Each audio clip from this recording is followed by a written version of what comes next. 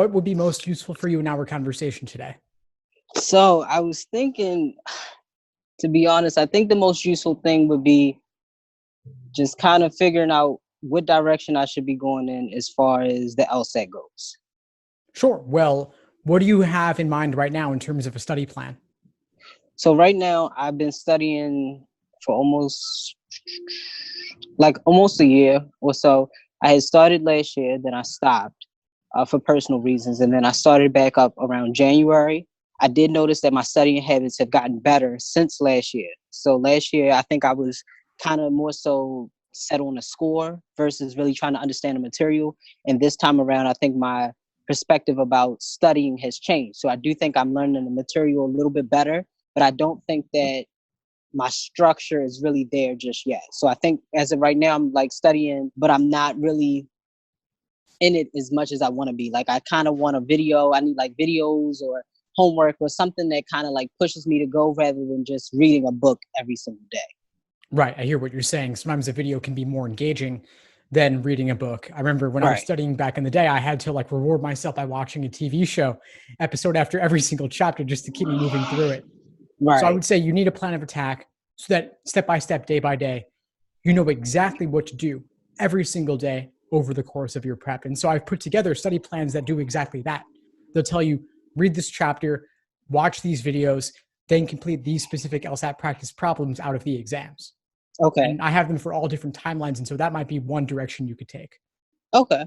And then I felt like as far as I am kind of worried in a sense with, everything with the pandemic and stuff going on, that my plan is not to take the LSAT until August. That was my plan initially anyway, wasn't to take the LSAT until August.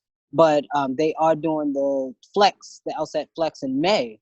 And so I'm kind of wondering if they'll make it, if this will last until August, and then possibly they'll make it in August. In a sense, I kind of wouldn't mind taking the LSAT in the format of the flex in August, honestly, just for stamina reasons, just because I feel like it'll kind of, I guess it's a perspective thing. For me, I feel like if it's 3 sections, it'll give me a chance to kind of just focus on 3 sections, get the 3 sections as best as I can and get it over with versus 5 sections. Like that's a lot to me. Yeah, I agree. Excuse me. I agree. It's definitely a more pleasant test day experience to do 3 sections, not 5. Right. So from an endurance perspective, you're done faster. Alternatively, each question is worth more. So you really got to make sure that you're giving it your all and that you don't need to warm up first. So maybe do some warm ups before you actually start the exam. Be one way to handle it. Right. So that's the only thing I think I am a little bit more concerned about. I don't plan on applying until next year.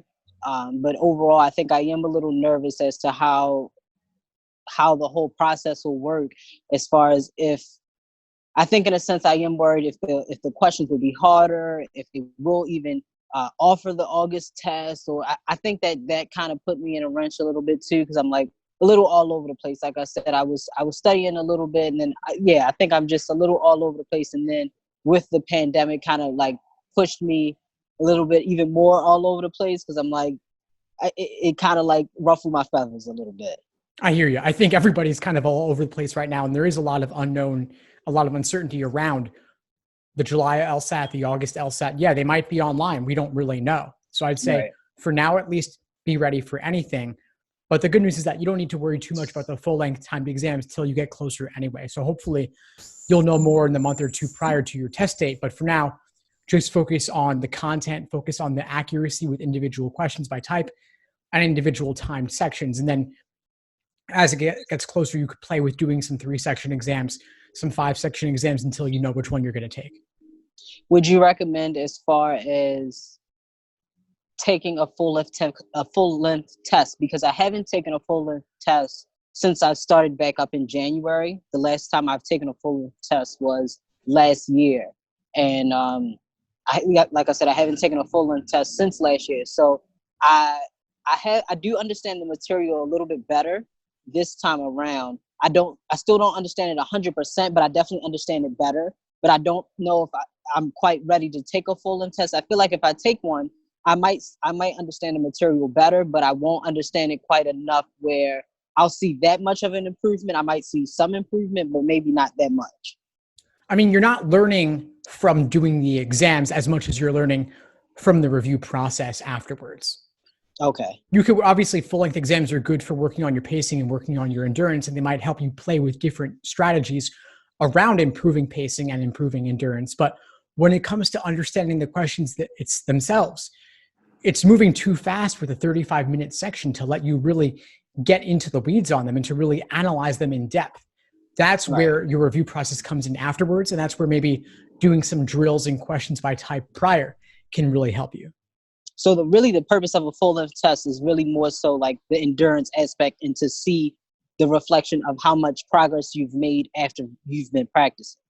Exactly. They help you measure yourself, but that's only of somewhat limited usefulness. They can also help you with your pacing strategies as you try out different things. But when it comes to the accuracy and the understanding the questions themselves, it's moving too fast. You really got to work on your review process afterwards. And then if you notice weak areas, review the fundamentals on those particular areas. First. Okay. So more so review first and then go forward with actually taking the test. Well, it's a lot of back and forth. So you do an exam, you know weak areas, you review those specific problems, you know types of questions to work on afterwards, drilling by type, for example. Then you could do another exam and see if you improve, see if you're able to implement what you studied. And so it's back and forth. Okay. It's back and forth after you've already built a strong foundation. So if you don't already feel like you have a strong foundation, focus on that for now. And then as the exam gets closer, you'll mix in the process of doing the exams and reviewing. Okay. That makes sense. Okay. I think that's where I was confused at, because I think that I was so adamant about taking a full-length test because I believe that if I took a full-length test, it would actually show me where I wanted to be. And I was like, oh, if I take the test, and it'll kind of give me an idea of how far I was, how close I wanted to be. But in reality, if I'm not really understanding it and reviewing it, then I won't get a full reflection of where I want to be anyway. Exactly. Right. That makes sense. Okay. I think that definitely helped out a lot.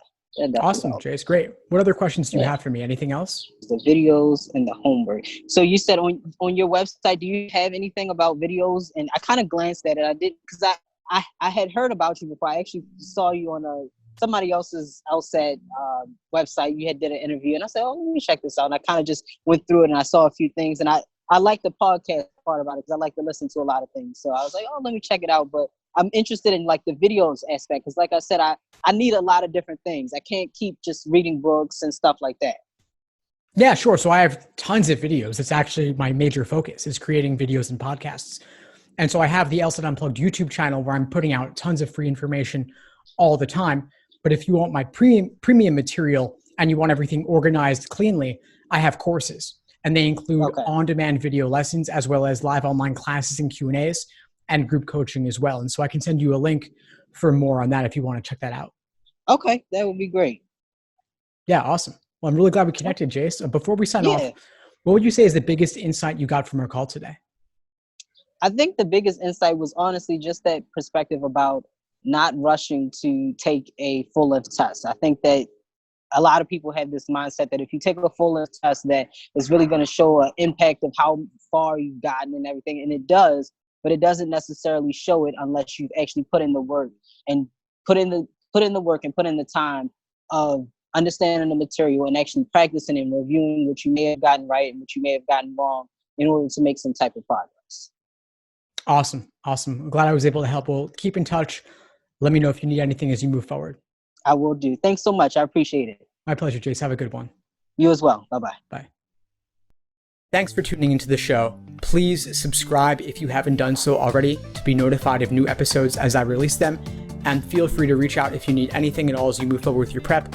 I'm happy to help however I can. In the meantime, I'll wish you all the best and take care.